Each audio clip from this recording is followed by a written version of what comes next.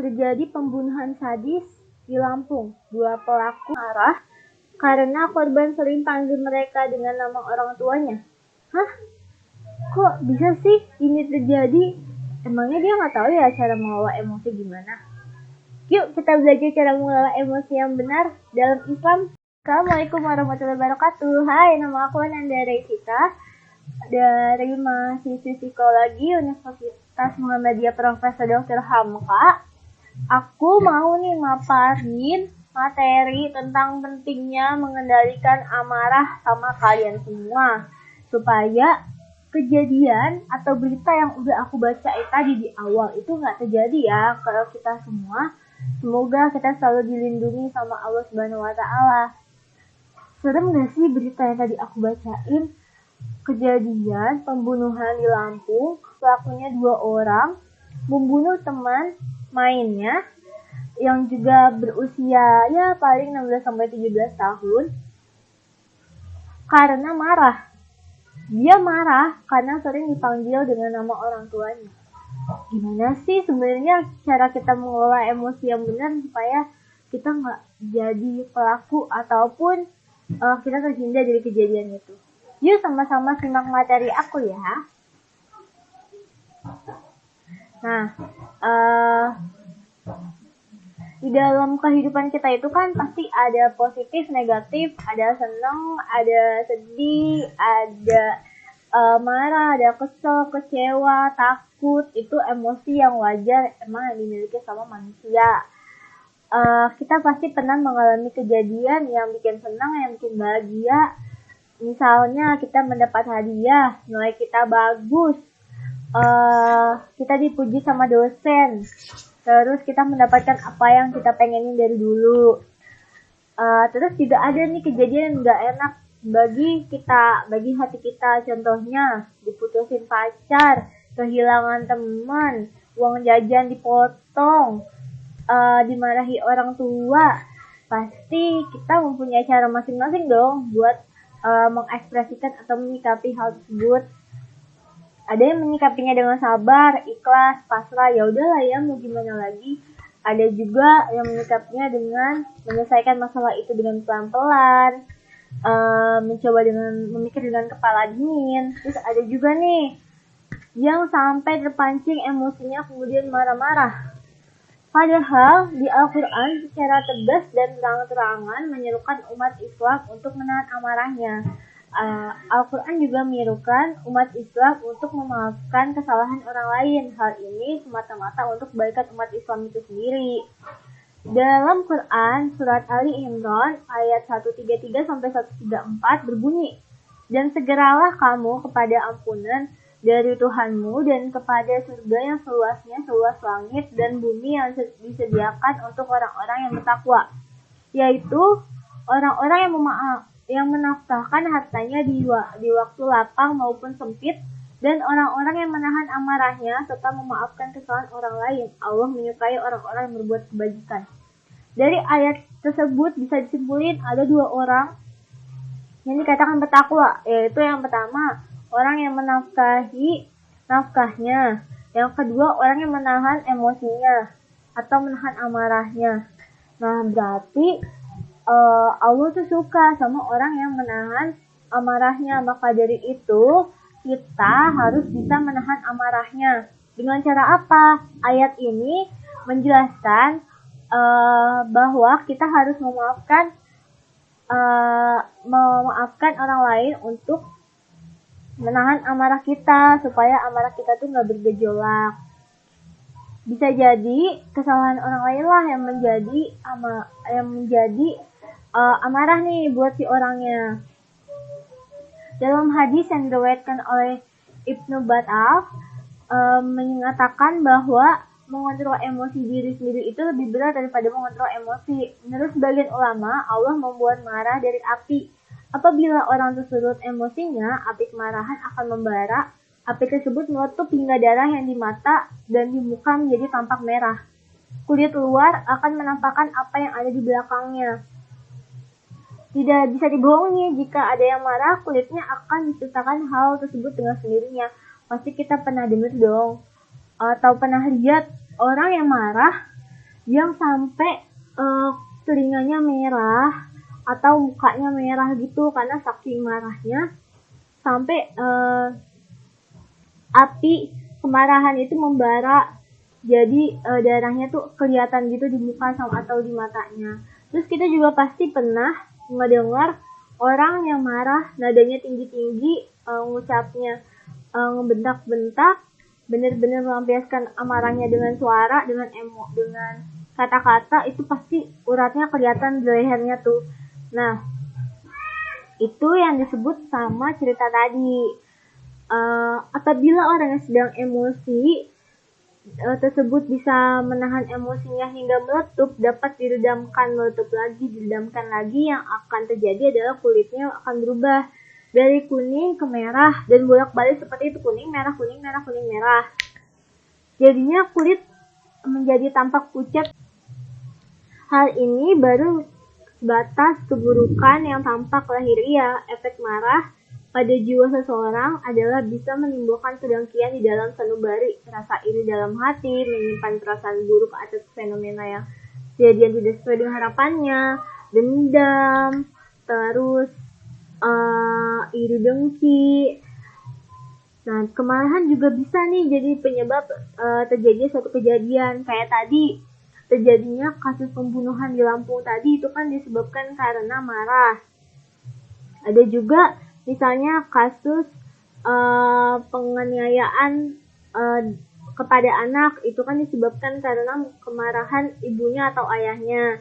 Ada juga dalam kekerasan dalam rumah tangga disebabkan oleh kemarahan. Terus ada juga tawuran antara warga disebabkan karena kemarahan. Ada juga putusnya tali pertemanan pada siswa disebabkan karena kemarahan. Kayak misalnya saya marah sama si A, lalu saya bilang sama B, kita nggak usah temenin A ya, A soalnya orangnya gini-gini deh, gua marah deh sama dia. Terus jadinya yang tadinya kelompok atau geng itu solid-solid aja jadi hancur karena rasa marah itu sendiri. Bisa juga nih ya, dalam konteks luas, marah itu bisa menjadi pemecah belah bangsa loh. Makanya orang yang marah akan dijauhi oleh orang sekitar. Kayak misalnya kita pasti pernah dong gak mau temenan sama satu orang karena dia sering marah-marah, karena dia temperamental. Pasti kita nggak mau kan punya teman yang temperamental, yang sering marah-marah. Pasti kita juga nggak mau lah temenan sama orang kayak gitu karena bikin capek hati. Makanya kita harus dapat mengendalikan amarah itu sendiri. Kenapa doa-doa sepertiga malam dikatakan munajat? Munajat artinya berbisik-bisik, bukan bisik-bisik tetangga, tapi bisik-bisik yang lebih identik dengan sebuah kedekatan yang intens. Lebih intens dari orang yang berbicara biasa. Berbeda dengan orang yang marah. Orang yang marah itu pasti menaikkan intonasi nadanya, menaikkan tinggi nada bicaranya. Orang yang marah kan suka teriak-teriak, padahal orang yang dimarahinya itu ada di depan mukanya. Bener-bener ada di depan mukanya, tapi dia berteriak-teriak seolah orang yang dimarahi itu lagi ada di ujung kota, jauh banget, padahal tuh ada di depan mukanya, jadi gak perlu teriak-teriak. Jadi marah itu bisa mendatangkan jarak. Rasulullah SAW juga pernah bersabda, orang yang kuat bukanlah orang yang pandai berbulat, namun orang yang kuat adalah orang yang bisa mengontrol pribadinya ketika marah. Hadis riwayat Bukhari. Dalam hadis lain berbunyi, sesungguhnya sebaik-baiknya orang adalah orang yang lambat meletup emosinya dan cepat merilai. Sedangkan seburuk-buruknya orang adalah orang yang cepat marah dan lambat merilai. Hadis riwayat Ahmad. Di antara usaha kita untuk mengontrol emosi kita supaya tidak marah, ada beberapa tips sebagai berikut. Yang pertama, membaca ta'awuz. Hal ini sebagaimana dalam hadis Nabi yang diceritakan oleh Sulaiman Syurat. Ada dua laki-laki di samping Nabi Muhammad SAW. Sedangkan kita sedang duduk-duduk di antara salah satu di antara mereka mencaci temannya, memarah-marahi, wajahnya memerah. Kemudian Nabi bersabda, sesungguhnya aku ini mengetahui ada sebuah kalimat yang jika dibaca kemarahan itu akan hilang, yaitu jika dia membaca A'udzubillahi minasyaitonirrajim, hadis riwayat Bukhari. Jadi kalau misalnya kita marah, daripada nih kita ngomong-ngomong kasar, bawa-bawa hewan, bawa-bawa yang ada di kebun binatang, ngapain coba hewan dibawa-bawa? Mendingan kita marah mengekspresikannya dengan baca ta'awuz, yaitu a'udzubillahi minasyaitonirrajim. Jadi supaya setan-setan nih yang ada di diri kita nih hilang semuanya. Cara kedua itu berwudu. Rasulullah SAW bersabda yang artinya kemarahan itu dari setan, sedangkan setan terbuat dari api. Api hanya bisa padam dengan air. Jika diantara kalian marah, berwudulah. Hadis riwayat Ahmad Abu Dawud. Jadi kalau misalnya kita marah nih, kita udah meletup-meletup banget nih emosinya, udah merah banget nih muka, sampai kalau di film-film tuh sampai berasap-asap tuh kuping. Nah, kita cobalah berwudu supaya diharapkan rasa marah yang ada dalam diri kita ini jadi hilang karena kita udah basuh pakai air. Cara ketiga itu duduk. Dalam sebuah hadis Rasulullah bersabda, artinya apabila di antara kalian ada yang marah dalam keadaan berdiri, duduklah. Jika marah tidak bisa hilang, bertidur, miringkanlah badannya. Hadis riwayat Ahmad Abu Dawud. Jadi kalau misalnya nih kalian lagi berantem sama teman kalian, posisinya berdiri. Nah, mendingan kalian coba buat duduk biar dapat memendam amarah kalian. Kalau misalnya duduk masih belum bisa, ya kita bisa coba buat tiduran posisinya miring. Tiduran tuh bukan berarti tidur ya, tidur lelap ke alam bawah sadar, bukan, tapi tiduran aja gitu. Coba menenangkan diri dengan tiduran. Karena kalau lagi emosi itu, dari yang saya baca, jangan coba buat tidur. Kalau misalnya kita lagi marah, jangan coba buat tidur, karena emang pas kita bangun tidur, itu perasaan kita rileks, perasaan kita enak, perasaan kita itu fresh. Padahal emosi itu kesimpan di dalam diri kita. Takutnya hal itu menjadi sebuah petaka di kemudian hari, misalnya menjadi dendam. Kita marah nih sama teman kita, terus kita simpen aja sampai suatu saat teman kita tuh nge-trigger emosi yang ada dalam diri kita itu, terus jadinya kita jadi kayak dendam gitu kan sama dia, terus jadi peristiwa yang tidak kita pengenin dong tentunya. Nah, tips yang keempat itu adalah diam. Rasulullah pernah bersabda yang artinya, mengajarlah kalian, berikan kemudahan, jangan mempersulit masalah. Jika di antara kalian ada yang marah, maka diamlah, hadis riwayat Ahmad.